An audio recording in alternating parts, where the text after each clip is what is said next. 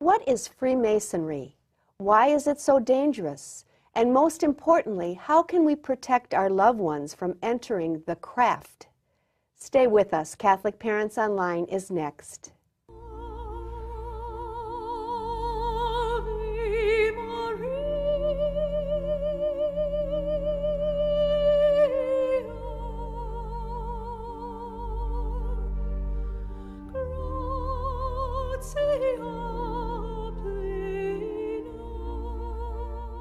Hello and welcome to Catholic Parents Online, a program where we explore the issues Catholic parents face while raising their children. I'm your host, Colleen Perfect. We've all heard the terms One World Order, New Age Movement, and New World Order. But did you know about their connection with Freemasonry? Joining me again to help unveil the truth about Freemasonry is Mary Therese Hellmuller. Mary is a nurse specializing in critical care, and she is also a certified legal nurse consultant.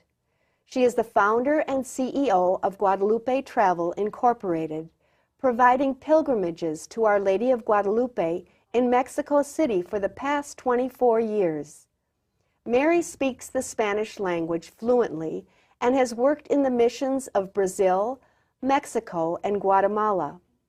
I'm very grateful to Mary Therese for her willingness to share her wealth of knowledge on the secret society called Freemasonry. Thank you so much for being here, Mary. Thank you for inviting me. It's a privilege. Oh, I'm very grateful it's you're an here. honor. And we do have a lot to cover, so I'm going to start right do. out by asking you just what is Freemasonry? Well, Freemasonry, just briefly, a brief description of it, is that it's the largest international secret society.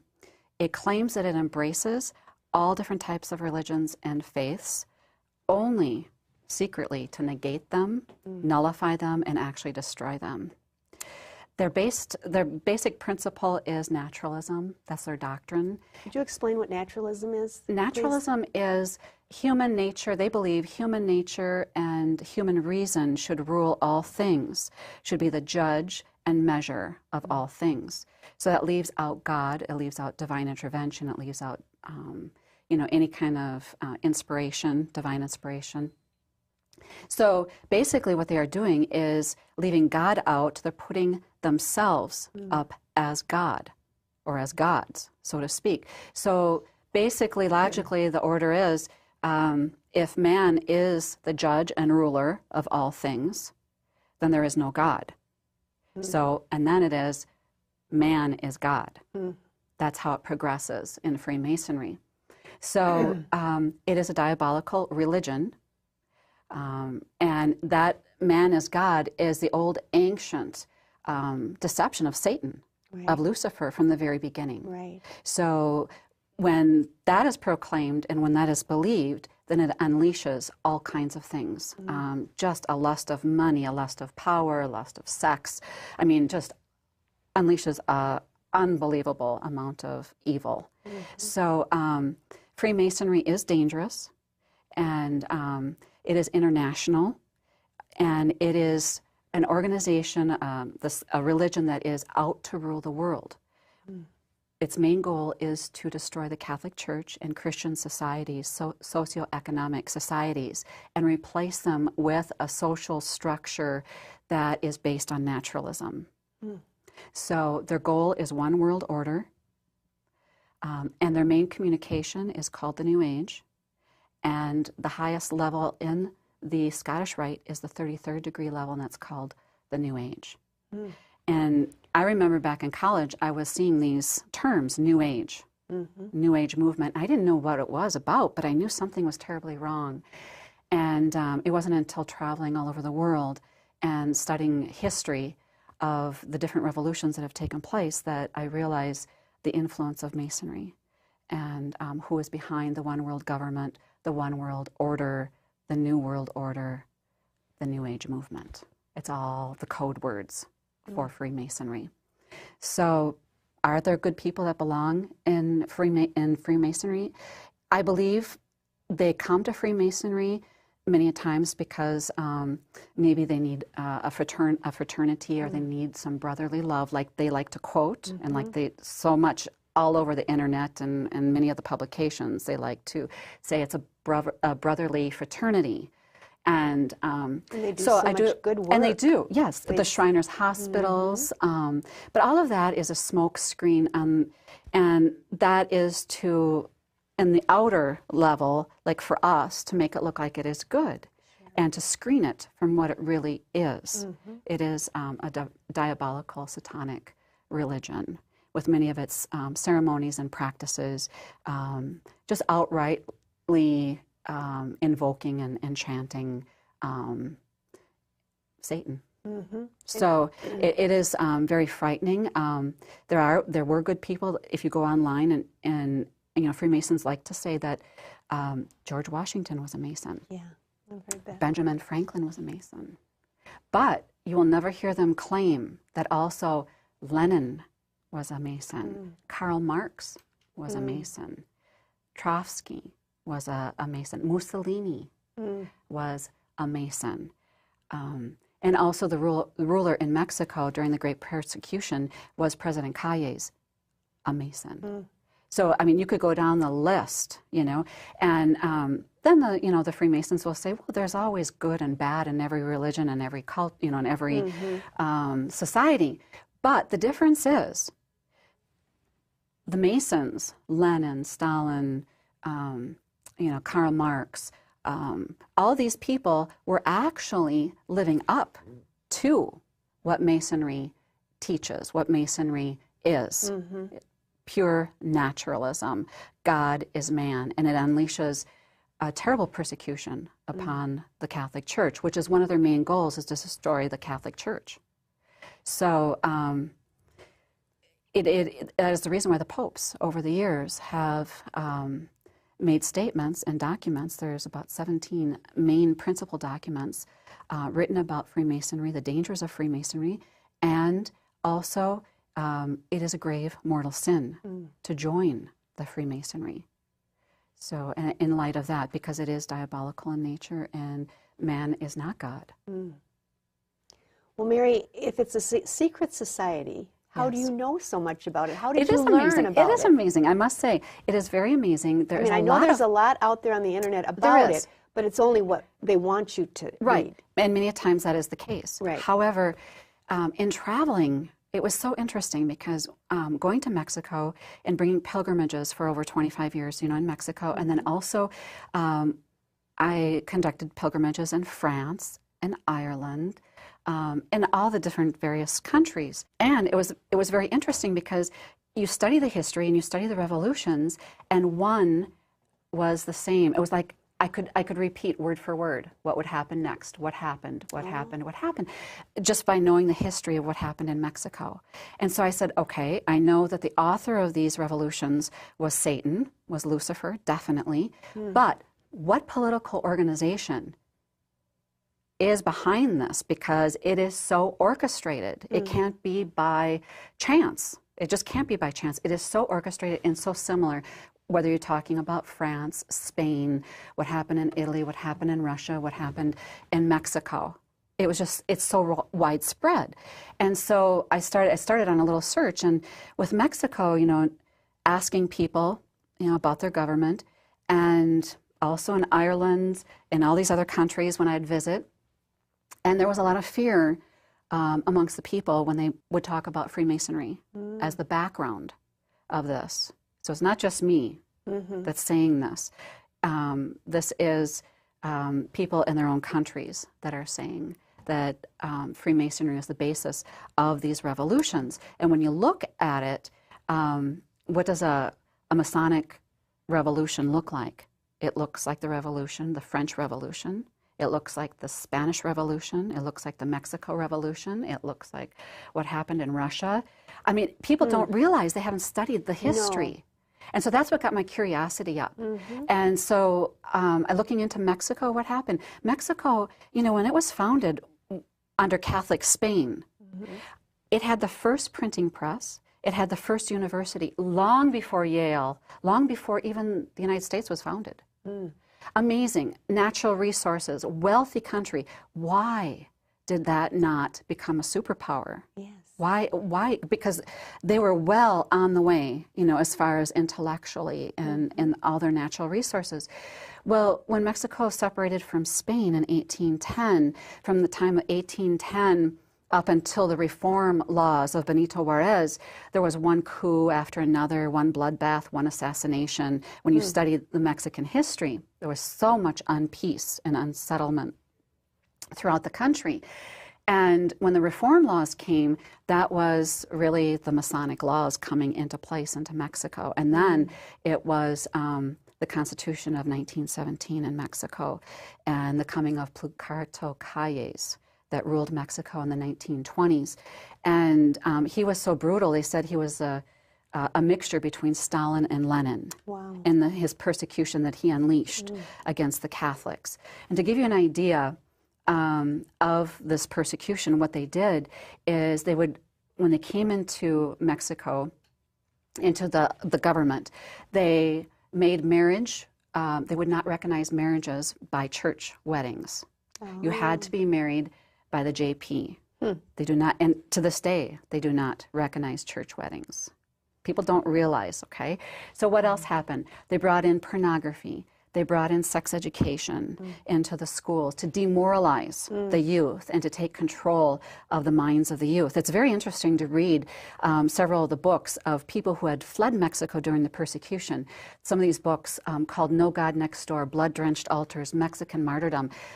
It was fascinating when I picked up these books. And by the way, what validated it for me in many sense was in 1991, it was still illegal to carry blood-drenched altars, which was the history of Mexico and the Masonic Revolution, on you. Really? If you were found to have this book on you in Mexico, you could be thrown in jail. Oh my heavens. In 1991.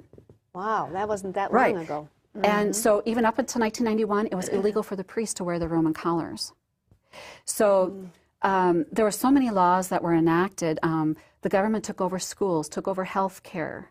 So the nationalized health care, public school system. They totally wiped out the private schools of the religious orders there in Mexico. They closed the churches. People were martyred if they were found practicing their faith. And in fact, one church in Mexico City, people were gathered for Mass.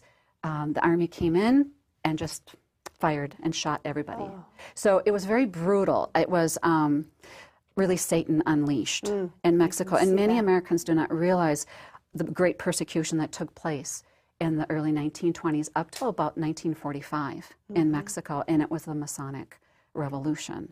So this is what Masonry looks like: intolerance for the Catholic Church, wanting to destroy the Catholic Church. Mary Teresa, who would say, if they don't know it's the Freemasons doing that, who would say, what would they say? It's just the government? The government. You know, that's a good question, Colleen. You know, I have a lot of friends who will say, well, look, Mexico, you know, the population is primarily Catholic. Look at how corrupt it is, so it's the Catholic Church. No, it is not the Catholic Church that runs Mexico. It is the Freemasons that run Mexico. You have to be a Mason to even hold office in Mexico. It's obvious. So if the Catholic Church was running it, they wouldn't be closing Catholic schools, and they wouldn't say you can't get married in a church. But most of the world, most of society here does not even know of that persecution that took place in Mexico, and they do not know that history. So, yes, it is run by the Masons in Mexico, yet to this day.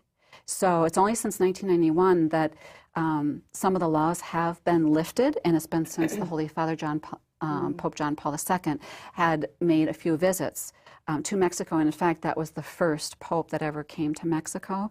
And before that time, Mexico had broken ties completely with the Vatican for over like 125 years. Wow. So it was very anti-Catholic and still remains anti-Catholic to a certain point. Give you an idea, I want to share a few stories of some of my heroes in Mexico and the martyrs.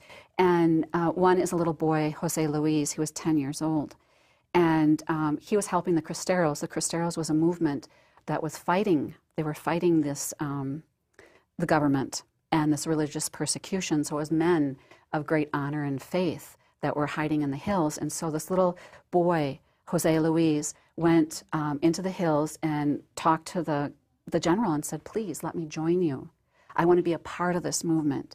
And the general said, no, you're much too young. A boy cannot serve in this. It's too dangerous. And he pleaded with the general until the general finally gave in and said, okay, I'll give you the job of watering the horses, taking care of our horses. So Jose Luis was so excited and so proud of this position that he held, that he was helping the Cristeros, the men who were defending the faith in Mexico. So what happens one day, the whole army is taken by the government officials, by the police in Mexico. The Cristeros are martyred, but little Jose Luis, they didn't know what to do. He was a boy, he was 10 years old. And so they put him in prison. And in this little town in the northern section of Mexico, the governor was actually the godfather of little Jose Luis. But nonetheless, the godfather was also a Mason, and he would come in every day into prison and say, you deny Christ the King. See, they have a problem with the authority of Christ the King because man is God, man is king, man rules, man is the judge, the supreme judge. So the little boy would not deny Christ the King. And so one day, Godfather came in and said, you deny Christ the King. Little boy would not. They burned the skin off the feet of the little boy. Oh. They made him walk through the town, his mother behind. Oh. They made him dig his grave, stand in front of his grave, in front of a firing squad, and they said, you deny Christ the King. But before you heard the shots, you heard the mother crying over the crowd. Son, never deny Christ the King, for a crown of glory waits for you in heaven. And with that, they shot him. Oh, this is the brutality. It was not just, I mean, it was bad enough, priests and religious in Mexico. No, many laity, millions of people would not give up their faith in Mexico, and they were martyred. We'll never know how many saints and martyrs are there in Mexico. So this is actually a Masonic government unleashed in its purest form. And so you also have the story of another hero of mine, which is Padre Pro. And his feast day is coming up November 23rd. And Padre Pro is a beautiful example of someone who would not deny Christ the King and who would persevere in his faith. So this priest, he was exiled as a seminarian and actually ordained in Belgium. But he was sent back to Mexico because he was so poor in health that his officials thought that, oh, going back home, seeing his family, getting back to his home country would restore his health. Little did they really know what was happening in Mexico at that time because it was illegal to practice your faith. The churches were closed, the schools were closed. You know, it was the Masonic Revolution. So anyways, Padre Pro enters the U.S. secretly, disguised, and he administers to people for about a good year and a half. And he would take different costumes. He'd disguise himself one time as a street in Mexico City. He would have communion stations where he would go and he would, you know, give the Holy Communion to the Catholics. He would also celebrate Mass in secret places. And he was so witty and so humorous in many of the time, in the ways that he would do this. He outwitted the police, that it made the police look foolish in Mexico, and it made Calles extremely angry, extremely angry, because it was making a fool out of the government, because he would escape each time, and you know, he'd have a different disguise. So he's one of my heroes in Mexico. Eventually he was captured, and he was martyred. He was shot before a firing squad, and he was only 2 years a priest, basically, and just about a year and a half in Mexico, back in his home country. But nonetheless, when he was in prison, he had the prisoners singing Viva Cristo Rey, songs to Our Lady, to our Lord. They wrote on the walls, Viva Cristo Rey. He heard the last confessions of many of the prisoners there. And then when he was brought out to the firing squad, he held out his arms and said, Viva Cristo Rey. and he fell in the sign of a cross. Oh. So he's a beautiful example of that time of the martyrs of Mexico and the strength to withstand this Masonic government. So learning and studying about this government, then, you know, I was taking pilgrimages to Ireland, and I couldn't believe what I was hearing again. But it was in a different way. It was the potato famine, and it was, oh, the Irish, you know, were starving because the potato famine failed. And I went, wait a minute, you don't live on a potato, you know. And I just started thinking, no, the only person I know that could live on a potato was St. John Vianney. so anyways, nonetheless, you know, that got me going and asking questions. And so in Killarney, I took a little buggy ride. I would ask different guides and different people, you know, about the history and what happened during the potato famine and the persecution, the religious persecution in Ireland. And you know, it's always the same feeling, this hush up. Well, you know, let's go where there's nobody can hear us. Let's go to the woods. Let's go to the mountains. Let's go, you know, somewhere where nobody can hear us. So there was that real fear element. It was very interesting. And they all, you know, they all came with the same answer. It was the Masonic influence and the persecution in Ireland. There was food in Ireland, and that's well documented now, of course. There was plenty of food, but it was being shipped over to England. And you could have the food and you could have the meat if you denied your faith.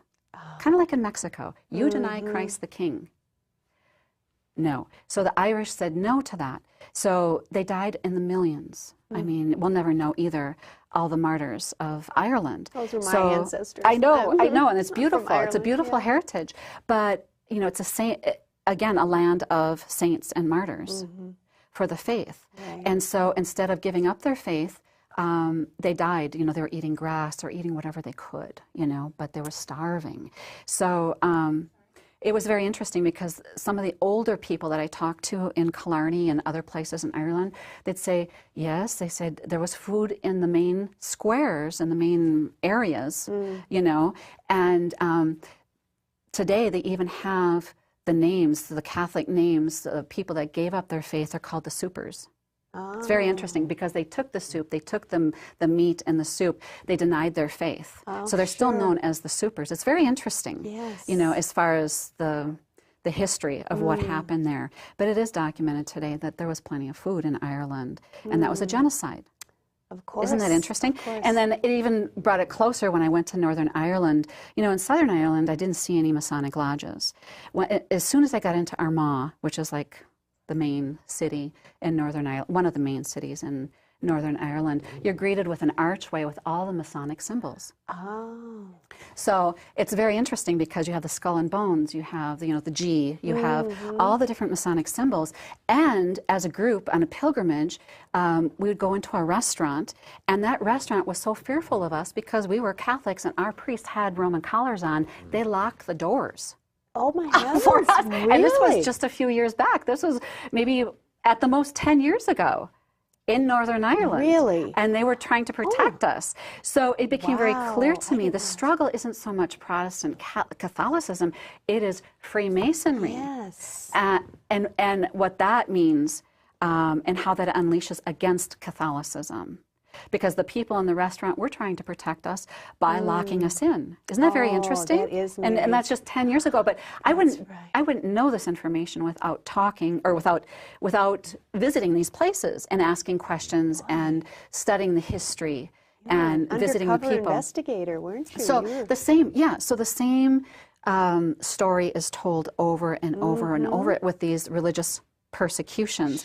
And it is the church is closed, is outlawed, the priests are hung, they are shot. Many of the sisters in religious were guillotined in the French Revolution. And you know, the cry in the French Revolution, which people aren't really familiar with, was to overthrow the crown and the altar. So the altar was Catholicism. Okay, sure. So then the cry for the Catholics was all for the crown or all for you know, the altar, you know. So, but many people were martyred in the French Revolution in the same way, and how, you know, you can read about it in the life of St. John Vianney. and that's reading his big life. It's a big book like this. Get a hold of that, and it goes through what it was like in the Masonic Revolution, the French Revolution. So it's very interesting to study history, and you can easily, I started putting pieces together, and I couldn't believe what I was seeing. There was a common thread. It's the common denominator. It cannot be denied. But of course, it's not being taught. Well, people are fearful. And very fearful about speaking out. In fact, I had people here, you know, in other states when they knew we were doing this program. They said, "Aren't you afraid?" Yeah, of course. That's why I said I'm so grateful to you too. Yes, and different religious orders that are praying at this very moment for us, for our safety. So it is nothing, you know, to play with, the Masonic, you know, but lodge. it has to be told. It has to be told. It's demonic, and the devil is deceptive, and we are going to expose it. Right, exactly. That's what we're about too. Catholic Parents Online is about the truth. Right, and the only way that really can protect yourself is to really know your enemy. That's right. I don't like to give a lot of time to the occult, because this is really what it is. Right. This is the occult. And I don't like to give a lot of time, but people need to know the basics. Exactly. In order to protect themselves and their families. Yes. And we have so much more to cover.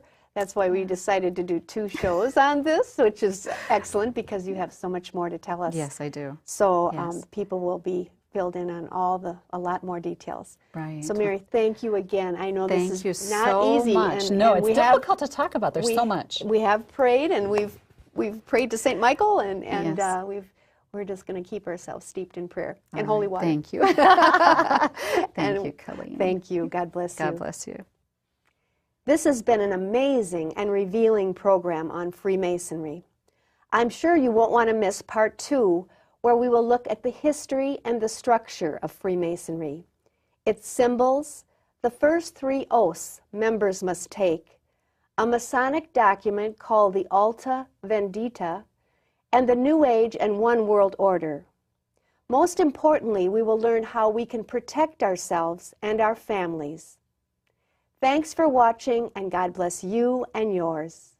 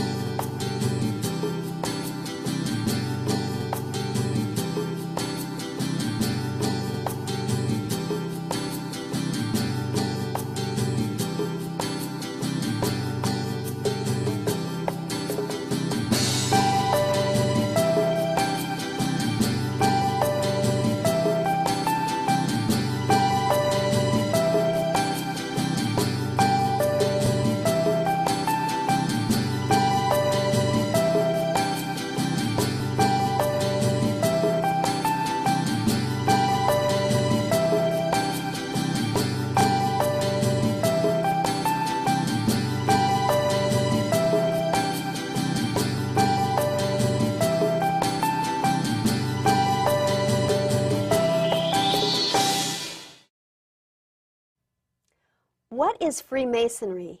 Why is it so dangerous? And most importantly, how can we protect our loved ones from entering the craft?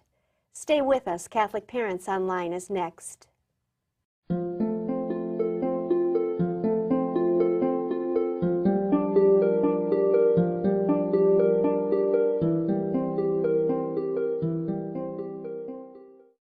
Hello and welcome to Catholic Parents Online, a program where we explore the issues Catholic parents face while raising their children.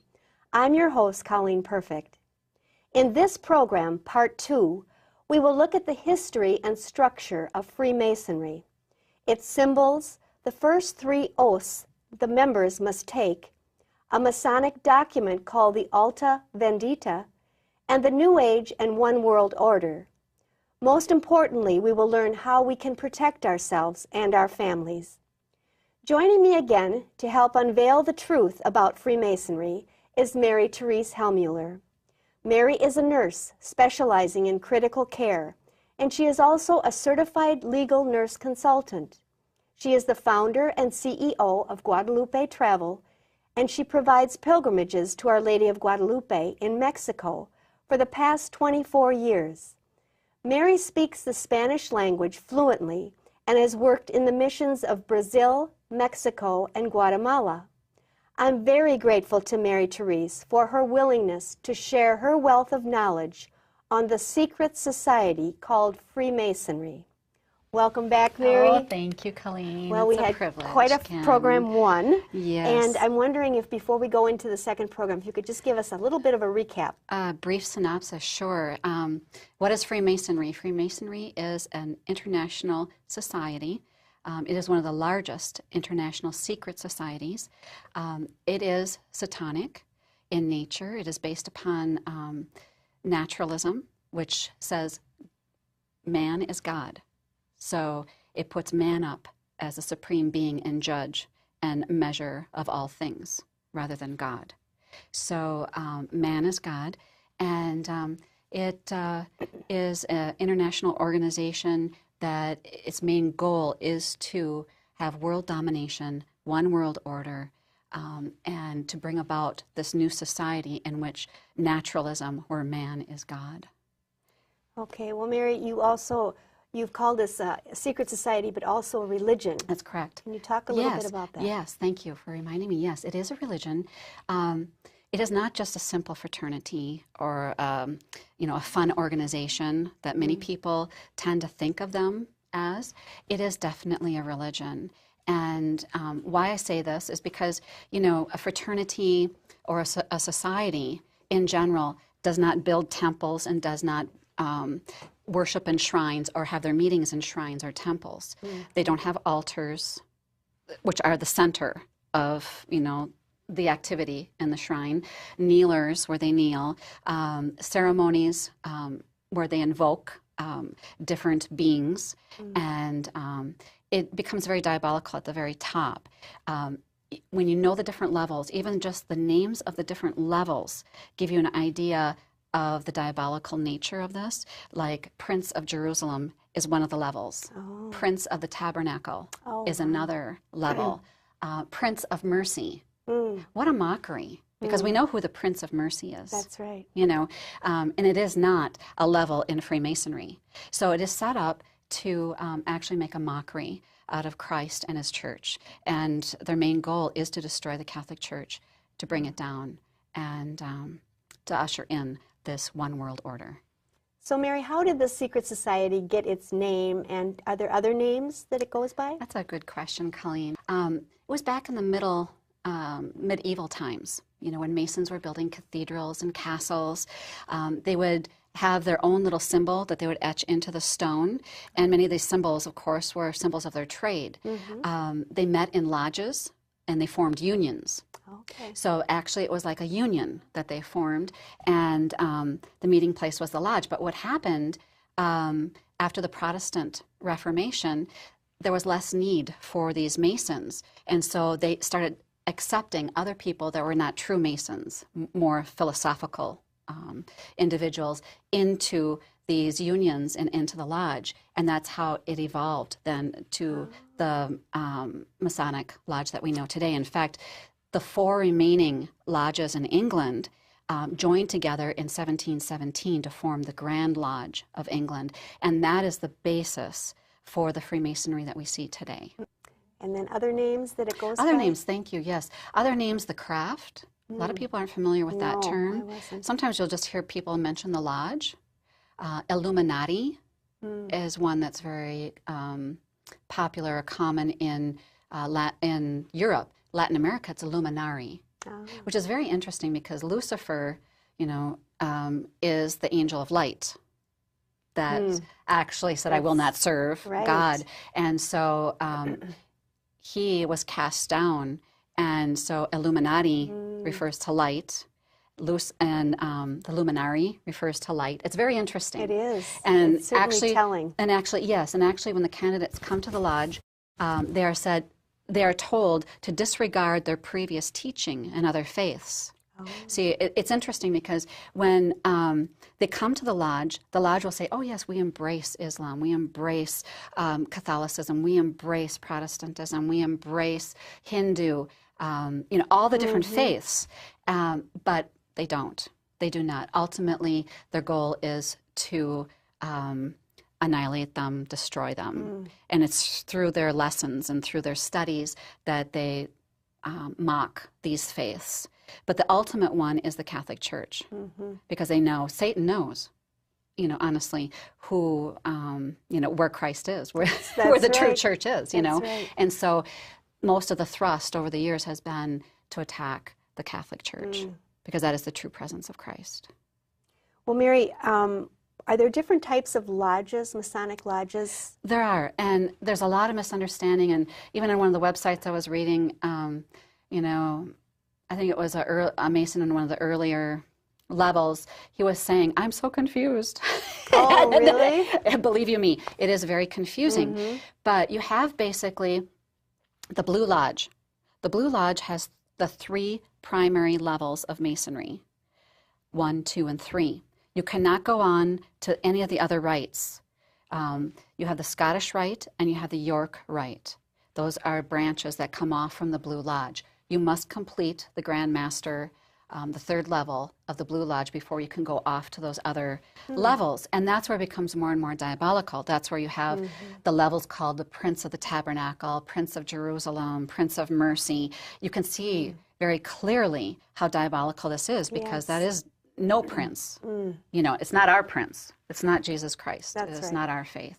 But that's where it becomes very evident in those levels. So, yes, those are the basic 3 levels of the Masons. But then, you know, the different names, going back to names of the lodge or Masonry, you have Shriners, and people don't realize the Shriners are also a level of the lodge or part of the lodge, and typically it's very high on up in the lodge, and that's the Arab. People are just so they don't understand, because they don't think Shriners, that's a circus. Yeah. We bring our children fun. there. Yes, fun, and they have. But it is so deceptive. Yes, and yes, they have.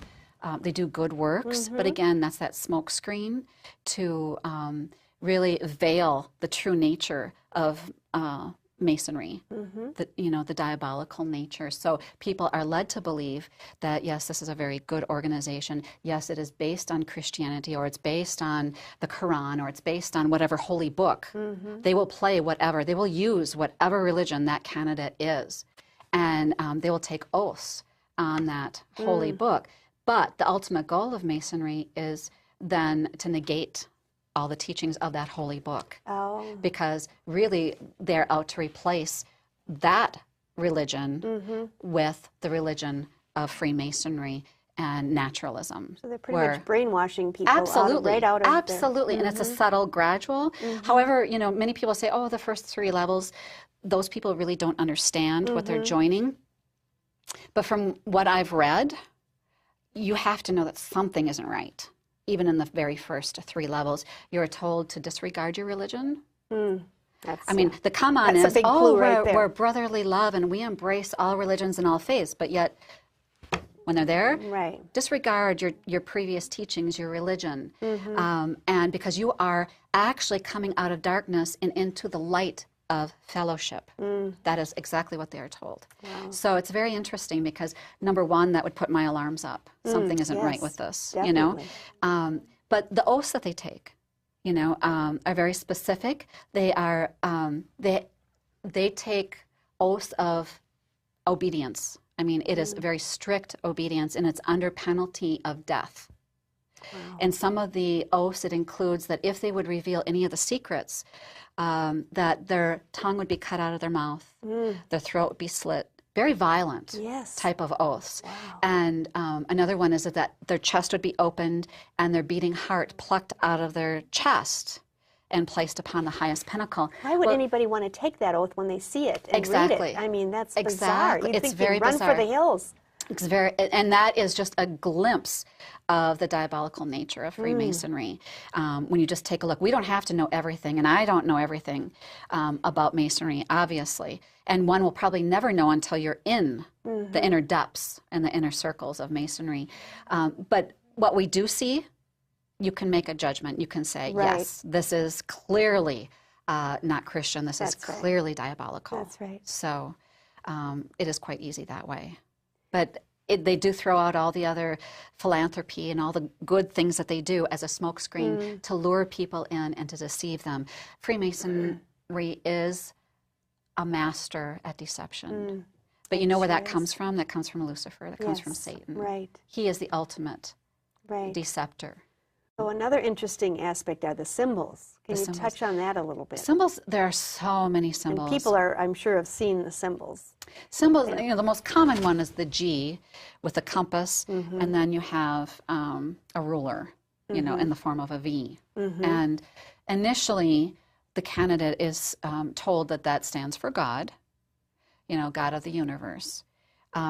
And then later on, it stands for geometry, which I started to laugh because who would build a shrine or a temple and who would have these elaborate ceremonies and things for geometry? That's right. Doesn't make sense. It doesn't make any sense.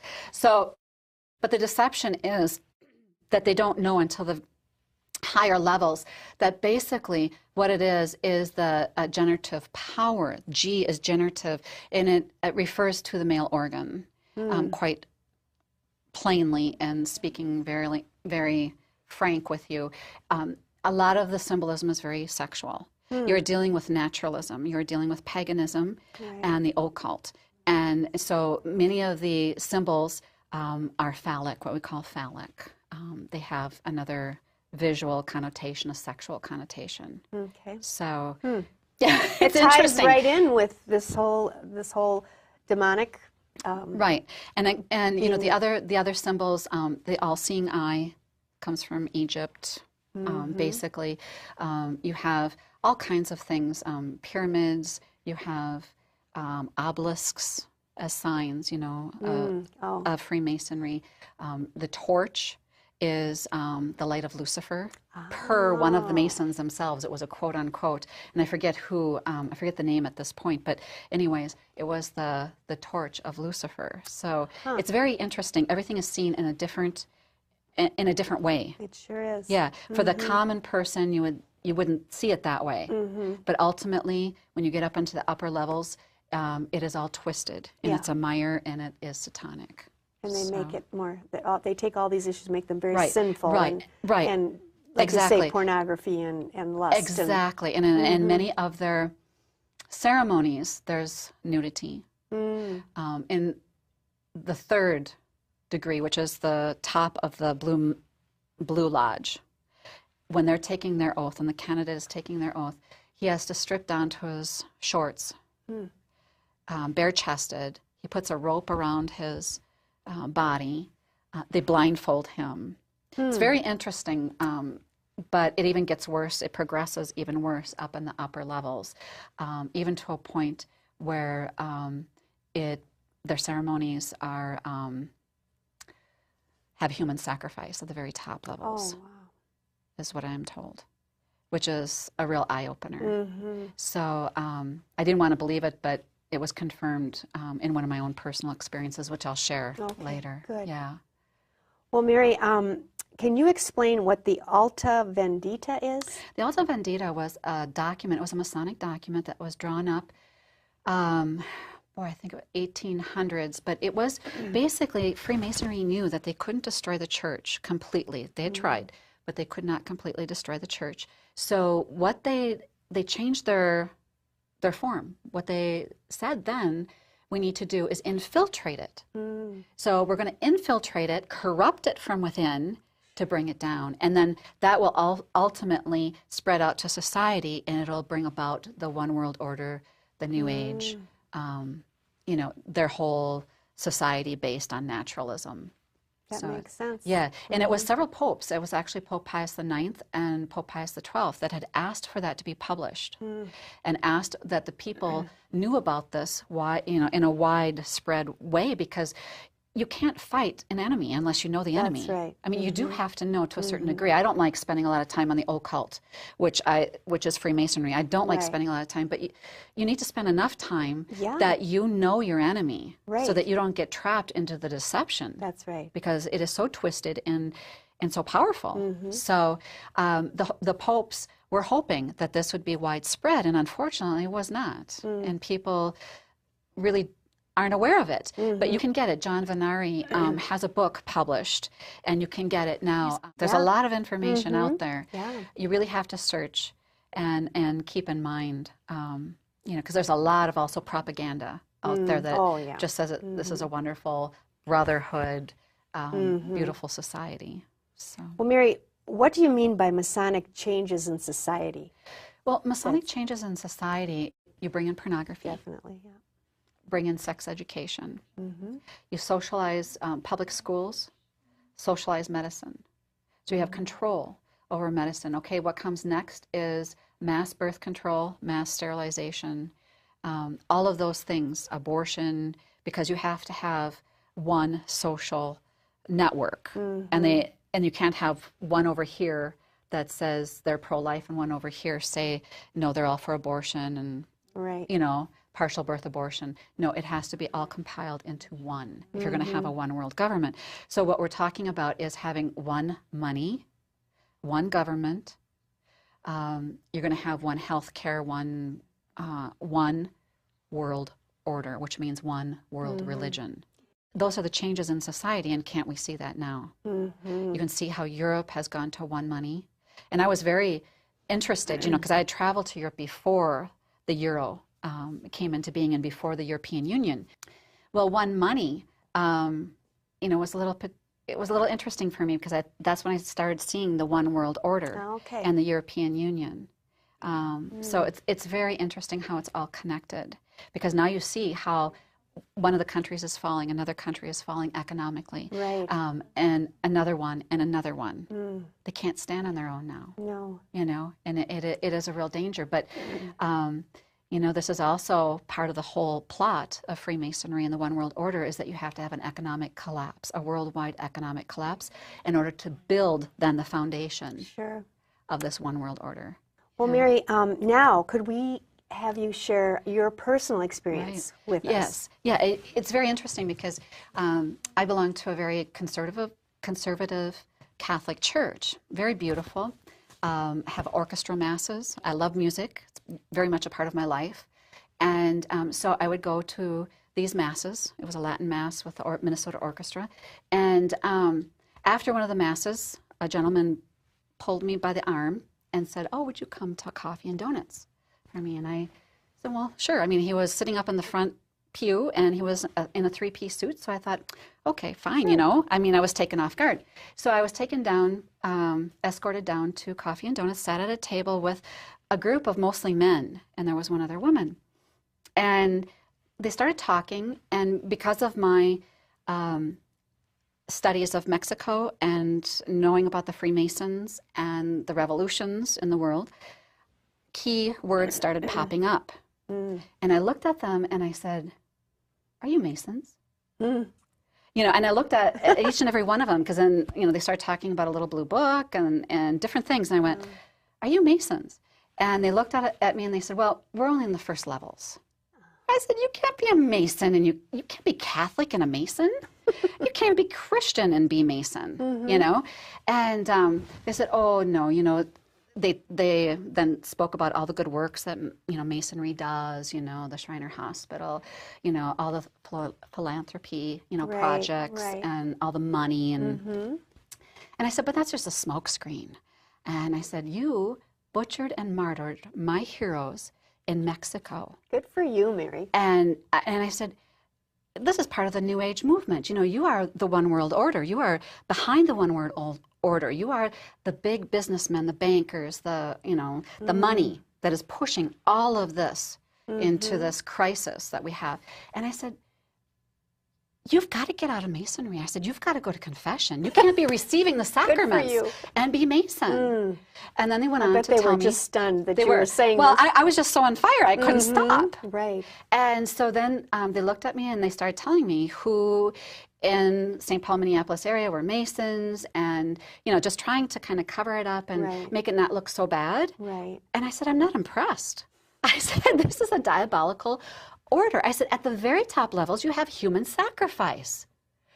And so anyways, one of the young men said, "Oh, I've only been in the level, you know, few years. But I knew as he was talking and as he was defending, I thought, no, this gentleman knows far more about Masonry, and he's been in for a lot longer. And so I knew he was lying, and they do lie to further their cause, sure. you know. So anyways, then I said, well, I'm going to give your names over to the priest here.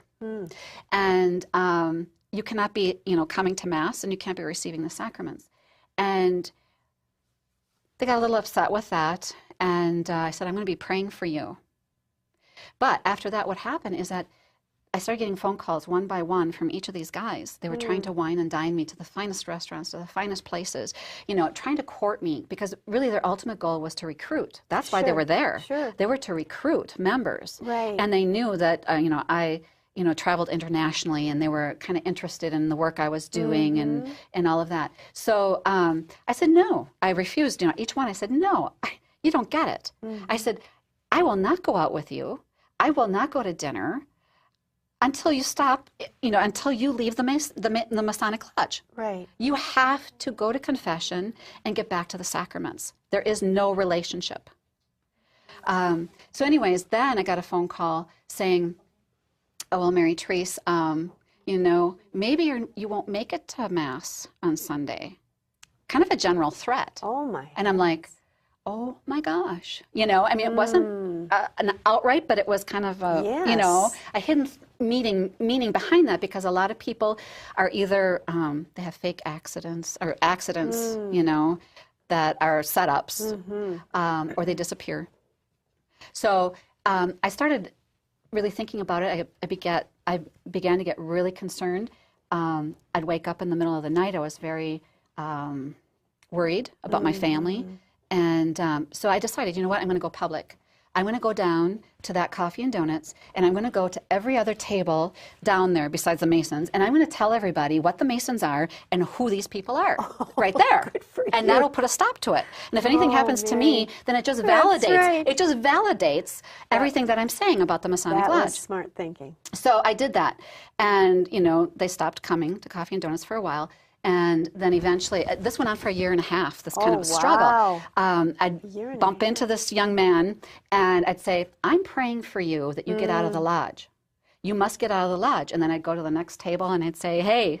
You know what the lodge is? It gave me an opportunity to share my knowledge about the Freemasonry. So anyways, what happened then after about a year and a half, after Mass, I was genuflecting, and this young man actually grabbed me hard by the arm and said, Mary Therese. And I go, I am so sick and tired of this. I said, this has got to stop. I said, we have nothing to discuss until you come back to the sacraments, you go to confession, and you get out of the lodge. And his lips started to quiver. He had tears in his eyes. And he said, that's what I want to talk to you about. He said, I want to thank you for challenging me. He said, for a year and a half, I've never had anybody ever challenge me like you have. He said, I have gone to confession, and I am back to the sacraments. Oh, praise God. And I said, oh, that's wonderful. But I said, you know what? They're going to be after you to come back. And I said, it's not that easy leaving the Masonic Lodge, and especially after the oaths that you took. And I said, you're in danger. And he goes, yes, I know. But he said, I want to tell you, everything that you told us there at the table about diabolical worship, about Satanism, about one world order, about human sacrifice is 100% true. He said, I lied to you. I was not in the first levels of the Masonic Lodge. I have been in for 17 years, and I was their ritual leader. Oh, wow. And yeah, and that's what validated it for me.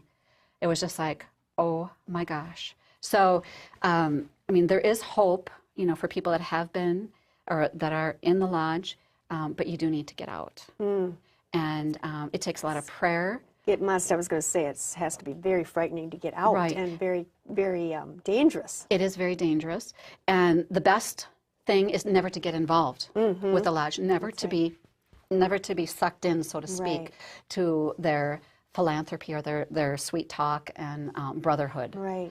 And a lot of young people fall for this in fraternities, which is a real danger. Oh, yeah. You know, Yale has a famous fraternity called the Skull and Bones. Yale. Yale. Yes. And that's a Catholic university, so to speak. And that is Masonic. And many of the people that have been a part of that fraternity, it's a senior year fraternity. Oh, okay. Many of those people have gone on to high levels in government and service all over the world. There's so much we could talk about. We're almost out of time, and I do want to cover definitely what is the best way to protect our children and our families from this happening. Because I know you've said they are recruiting, and they're going anywhere, anybody, any age. Any age. You've got Daughters of Job. You've got the Rainbow Girls. You have the Demolay group, which is for young men. You have all these other allied associations, Eastern Star. All of these are Masonic off branches. They may not know the diabolical nature of the Masonic Lodge, but they are also, they're a part of it. They help support it financially. So what do you say is... you need to educate them in the faith and the Catholic faith. Yes, begin the Baltimore Catechism. Yes. You know, the Baltimore Catechism can be taught to anybody. It's so simple, and that was the beauty of that catechism. That's right.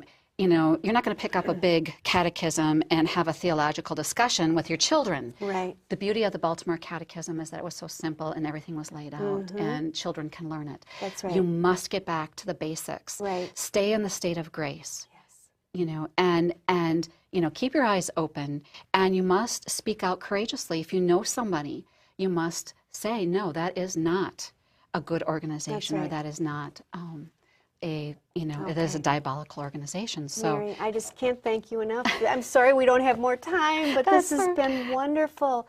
And thank you. We're going to have the show on for a month, and then we'll have it on our website too. So yes. Oh, God bless you. God Thank bless you. you. Thank we'll you. keep praying for one another. Thank you. We hope you'll tell others what you've learned about this dangerous secret society.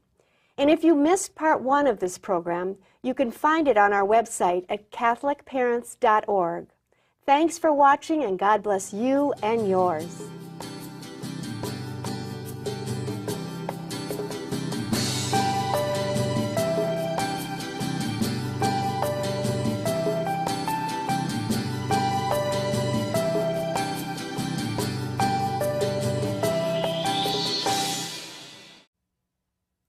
What is Freemasonry, and why is their main goal to overthrow the Catholic Church and entire Christian religious and political societies?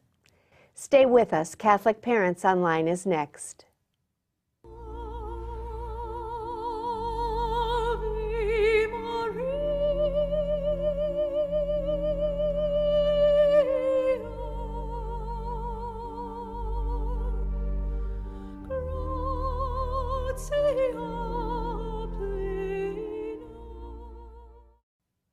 Hello and welcome to Catholic Parents Online, a program where we explore the issues Catholic parents face while raising their children. I'm your host, Colleen Perfect.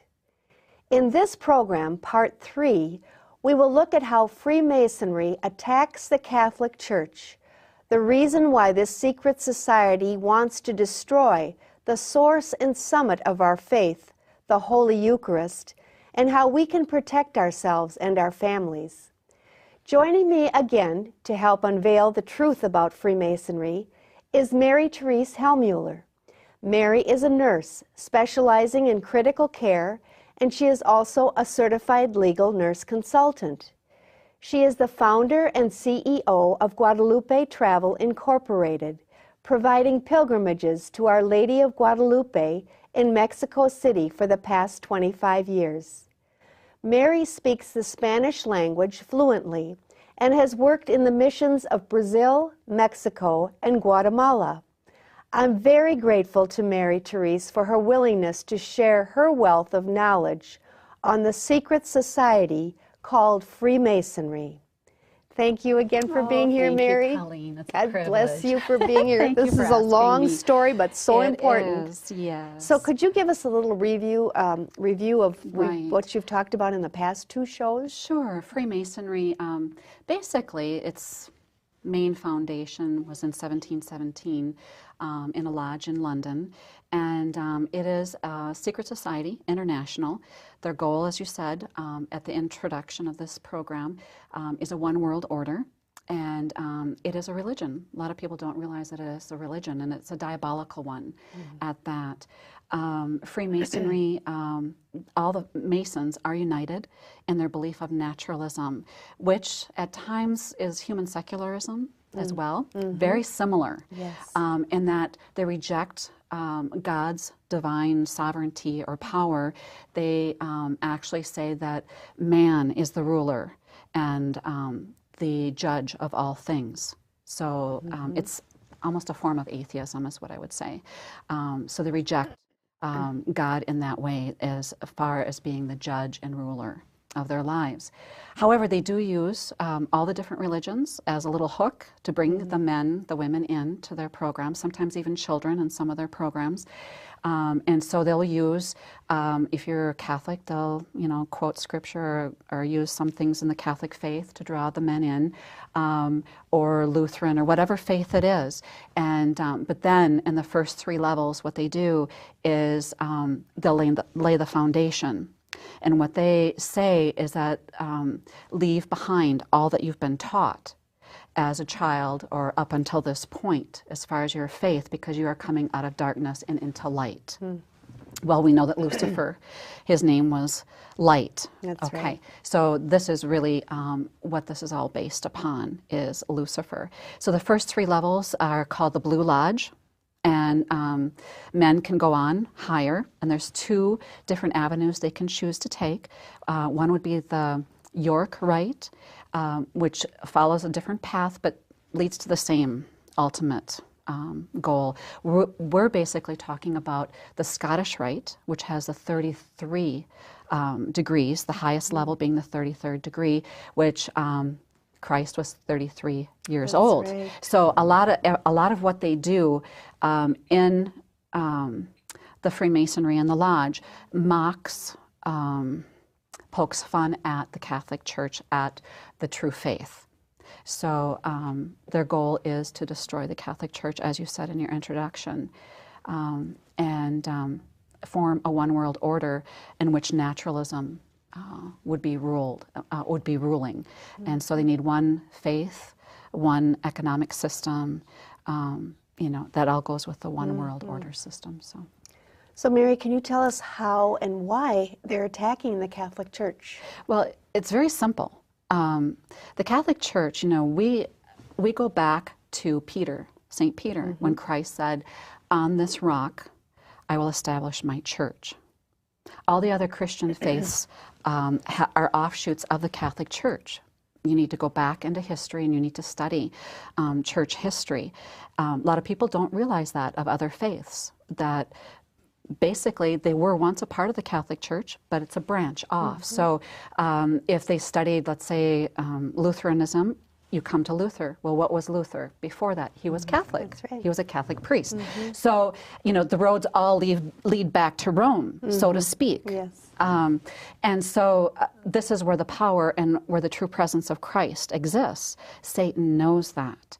And so this is that battle, that ancient battle between Lucifer, Satan, and God. Satan saying, "I will not serve." And so therefore, really tricking mankind, into being like gods themselves. It's that same temptation in the Garden of Eden. That's right. Of our 4 parents, Adam and Eve. Sin of pride. The sin of pride, exactly. That is exactly what the battle is all about. So Satan is very clever. He knows that the true presence of Christ, that is the real power. That's the real powerhouse here on earth, and what a privilege it is to have in our tabernacles in the Catholic Church. Now, we believe that is the true presence. The Eucharist is the blood and the body of Christ. Other faiths do not. They say it resembles, it's a symbol. Our faith, we go all the way back to Peter, says it is the true presence of Christ. So it makes sense when you start looking and studying at history that Satan is going to want to attack the true presence of Christ. That's right. He's not going to waste his time No, anywhere else. Right. And to highlight this, even some Catholics will say they don't believe that it's the true presence of Christ. And it's really sad because you can see the Masonic influence within the church in some areas. And in fact, you know, I was really alarmed when my little niece was studying to receive her first communion years ago. And we were just going over, I was going over the Baltimore Catechism, and I was going through different things, and she goes, "You mean that's really Jesus Christ? That's really his body?" And I said, "Yes, it is. It's not a meal.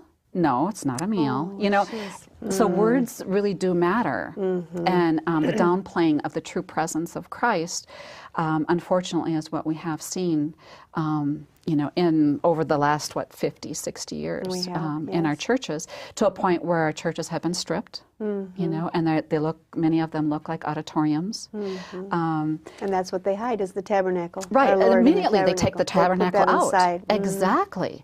But the tabernacle is the focus. I mean, that is Jesus Christ himself. That's right. And so the attack has been on the Eucharist. It has been on the true presence of Christ. Now, people will say, well, you know, how do you know it's the true presence of Christ? Well, you know, the Satanists know it. And I'll share a true story with you. I was in Mexico with a pilgrimage group, and we were in a church. And I had no idea that the churches, many of the churches in Mexico, their tabernacles are wired with alarms. Oh. For security purposes. Really? Yes. I had no idea until this moment. But it was in the church, of the Jesuit church where Padre Pro is buried. And we had just visited the tomb of Padre Pro, and all of a sudden this alarm went off, and I didn't know. It was a huge, very loud, piercing alarm. Didn't really know what was going on. Went into the church, and here was our little 80-year-old priest up on the altar with his cane defending the Eucharist. Oh my. People had come in, and they were spitting on the altar, and they were after the Eucharist. And they knew that just shortly before Mass, the priest would come out, put the key in the tabernacle, and the alarm hadn't been deactivated, thank God.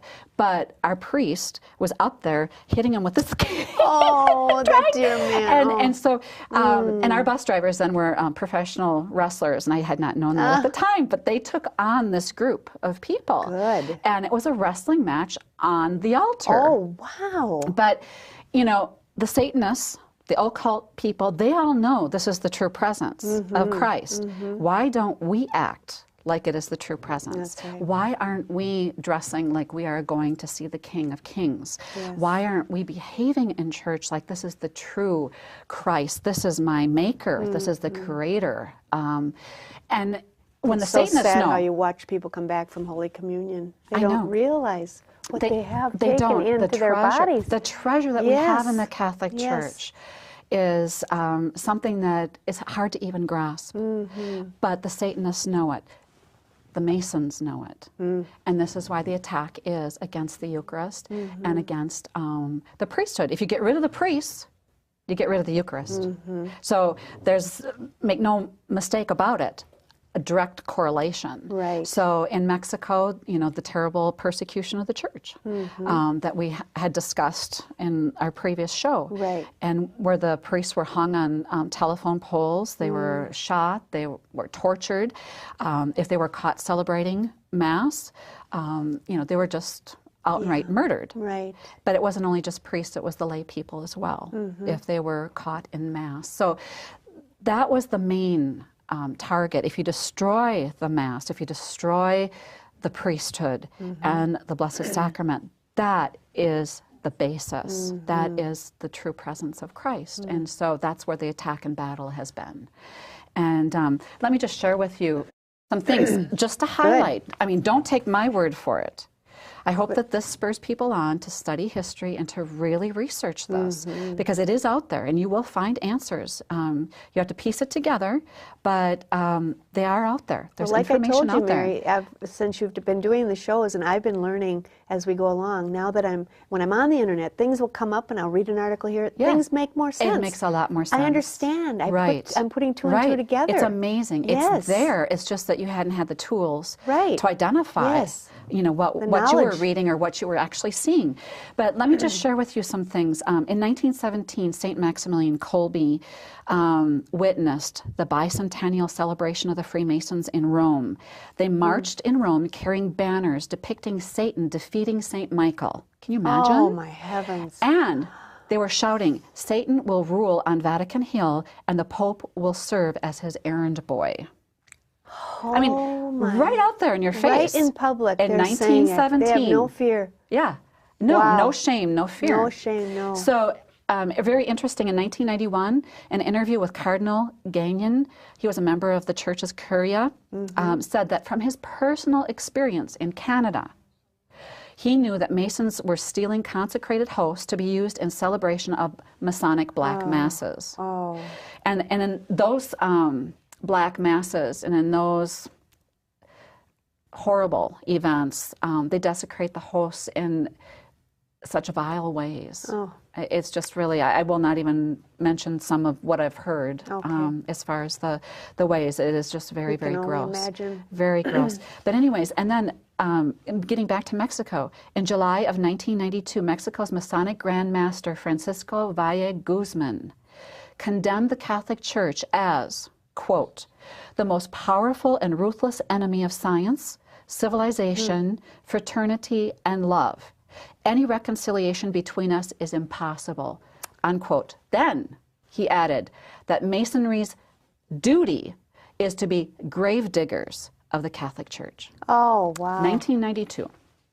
Spring of 1993, the Mexican Cardinal Ocampo, he was just stating that the principles and traditional philosophy of the Freemasons makes it clear that they do not act in our favor as far as the people of Mexico. And then he added, because there was a big presidential election taking place in 1994, he said that would be an appropriate occasion for change. Well, for that little bit that he said, he was gunned down at the Guadalajara airport. Oh, I remember that. Yeah, he was assassinated. But the government made it look like he got caught in between drug lords.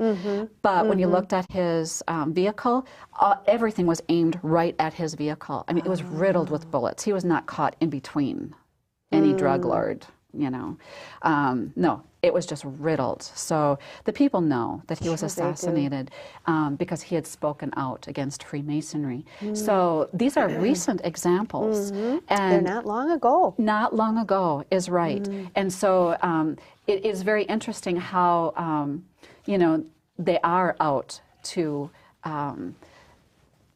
create an indifferentism to the Eucharist.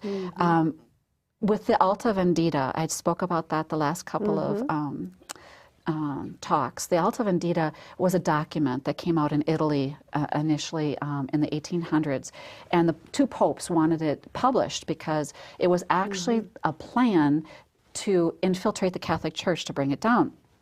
Well, we know that parts of the Catholic Church have been infiltrated, and we see signs of it. And we were just kind of talking before the show of how the irreverence in many different areas of church life, as far as walking into a church, many churches today, you think you're at a beach.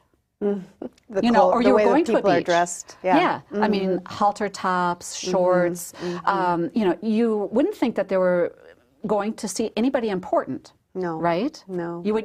I think they would go to a rock concert, or they would go to, see a movie star better dressed. And here, this is the King of Kings. Yeah. This is the true presence of Christ.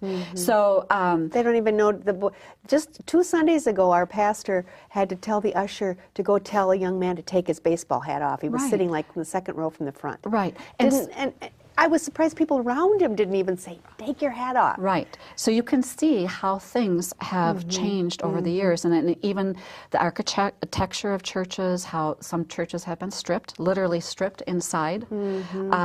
Yes, you can't tell when you walk in some of those churches whether they're Catholic or what denomination they are, because you have to go find the Eucharist, the tabernacle. Yes, it's so sad. But that is a Masonic influence in which it downplays the Eucharist. and indifference, and then you teach other generations, this isn't important. You can come to church in sandals, and you can come to church, I mean, in shorts and beachwear, you know, swimwear, basically, because it really isn't important. You always hear the argument, as long as you're there, that's all God wants, is that you're there. Come dressed however you want. Right. Yeah. Well, but you do show respect by how you are dressed. You would not go, whether you like President Obama or not, you wouldn't go to see him and his wife at the White House dressed in beachwear. No. I mean, it's just common sense. It is. So why do you think you can go to church, in a Catholic church, and there you have Christ, the true presence of Christ, in body and blood, there. And what a privilege it is. So, you know, it's very interesting, all of that has come about in the last few years, and you can see that influence, that indifferentism, and how it has affected just even our worship in our Catholic Church. But this was all planned, wasn't it, Mary Therese? Absolutely. It was all planned for many years ago. For many years thousands. ago. I mean, just a constant, gradual grading down of... Right. Well, the Masonic Lodge realized that perhaps it was more important, or it was more effective to infiltrate than it would be to, you know, go ahead and just outright slaughter, you know, priests and religious, because eventually people rise up. And they can see that. It's kind of like the frog that gets thrown into a boiling water, a pot of boiling water. It says, ouch, and it will jump out. Right. Okay? But if you put that frog into water and you just gradually turn up the heat, change the heat, that frog will cook. That's right. He won't realize that the temperature is getting way too hot. And that's basically what has been happening. It's been a slow process. It's been a gradual process, but they're on track. I mean, they've been on track. Now, I've seen over the years, especially in the last few years, that people are starting to catch on, and they're starting to really rise up and fight. And I see a renovation in churches, bringing the beauty back, being restored to what the churches were before, which is beautiful, you know, and music, sacred music, being restored, which is wonderful. And I think that's a step in the right direction, because you do teach by your actions. And, you know, other generations have been taught that this is not important Sunday, you know, going to church. It's just a casual experience. It's just a meal. It's another meal. You know, it's not the true presence of Christ. So unfortunately, we've got a lot of teaching to do, you know, with our families. And that's one of the things that we can do and that we should be doing. But, you know, getting back to Masonry and their different degrees, and this comes off, you can research, but the 32nd degree, which is almost to the top, they're taught Masonry will eventually rule the world. And this is where you get the one world order. And their main publication is called the New Age movement. And I never really knew, never made the connection between the New Age movement, one world order, to Freemasonry. Never made that connection until I studied Mexican history. And until I ran across books, No God Next Door, Mexican Martyrdom, Blood-Drenched Altars. These were all books that were written during the persecution in Mexico, and they were outlawed. In 1991, if you were caught with them on you, you could be thrown in prison in Mexico. So, but in that one book that said No God Next Door, it absolutely said that the New Age movement is the highest level of Freemasonry. So, and that's where I started making all these connections. It was like, really, Freemasonry, how, you know, how does that fit into Mexican history and the persecution? And so I would hope that other people would, you know, go down that path, you know, and do some research on this topic. Well, especially now. This is so important we're doing these shows now, Mary, because of what's happening in our world now. Exactly. I mean, we're on the brink of these things. And it's just this new world order, one world government. Things are really shaping up. It's obvious. It is very obvious when you finally kind of know the key words. And you but to expose the enemy, to expose Freemasonry, that's the first thing we need to do. Expose the evil. Exactly. And really what they are about. And so it's very interesting. And people are not really too aware of, No. what their whole organization is about. Let me just tell you their 30th degree. This just gives you an idea of some of the things. Okay. The Grand Master approaches the table on which lies 3 skulls. One is adorned with a papal tiara, the next adorned with a regal crown, and the last festooned with a laurel wreath. The Grand Mason stabs the skull bearing the papal tiara as the candidate repeats, "Down with imposture, down with crime." How do you defend something like this? I mean, it is anti-Catholic, to the very top of the levels. And even just the names of the different levels in the Scottish Rite. You have Prince of Mercy. We know who the Prince of Mercy is. He's in the tabernacle of our Catholic churches. He is the true presence of Christ. He's not in the Scottish Rite. No. Chief of the tabernacle, Prince of the tabernacle. If it's not a religion, then why are they, why do they have titles like this? Right. Why do they have altars in their temples, so to speak? So anyways, it is diabolical, and that is the reason why they are attacking the Catholic Church, because they know where the true presence of Christ is. There is no doubt about it. They know that is Jesus Christ. Satan knows. That's the battle. So Mary, to finalize our show here, what can we do? What can our families do? I think, we need to pray. That's for sure. Number one, yes. Yeah, stay in the state of grace. Stay close to the sacraments. But I really think that we need to get out the Baltimore Catechism with your children. It's something so easy that we all can learn, and that everyone can learn, little on up. Very, very easy. Study the Baltimore Catechism. You can't defend what you don't know. That's right. And so you need to know your faith. Take courses on it, do what you need to do, get out there, study it, because it is so rich, and it is such a beautiful faith. It's such a beautiful gift that we have been given, and we'll be judged severely for what we have done with that faith. Yes. And have we defended it, at times like this. So I would say study the Baltimore Catechism. The other thing you can do with your children is give them true heroes that they can emulate, the lives of the saints. That's right. These heroes on TV, I'm sorry. No. TV is just... It's going to send you down the wrong path. That's it's going to send the kids right down to the wrong path of despair, depression, drug abuse, alcoholism. I mean, isn't the world full of that? No. We hear about teens committing suicide, and, That's right. It's terrible.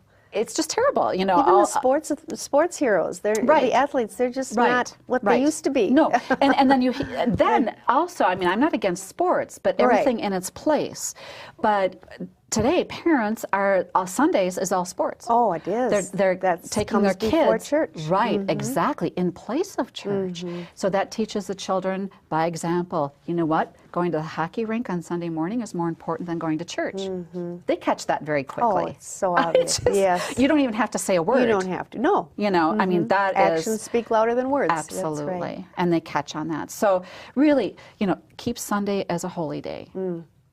Keep it as a family day, a holy day for your children. Give them lives of the saints. I mean, like my heroes, Padre Pro. A great example of a hero, one of my Mexican heroes. Little Jose Luis, beautiful one for children to have, a little 10-year-old, that gave his life for Christ, the King. I just think those are our true heroes. Yes, they are. I mean, they have... And there's such beautiful stories that can be told. They have persevered in moments of trial and temptation, and that's where really we are defined in our ultimate moments like that, So I really think those are the things that they can do. Really get involved with your children's education. Know what organizations they belong to. Some of the fraternities are not good fraternities. Right. Some even organizations, are the Masons have organizations that they go into schools for the girls and for the boys. The Demolay is for the boys. Girls, the Rainbow Girls. They covered it all. Get to know, get to know where your money's going. What are you buying? When somebody comes to the door, follow the trail, the money trail.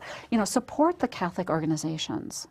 Well, Mary, we have to end. It's just, but thank you so much. Oh, you are very welcome. God bless you. God This bless has been you. a wonderful three-part series. And I hope Thank you. everyone continues to watch it and learns and can really expose the evils. Thank you. Thank you, and God bless you. Thank you. This has been an amazing and revealing three-part series on Freemasonry.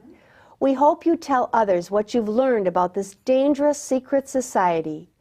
If you missed part 1 and 2 of this program, you can find it on our website at catholicparents.org.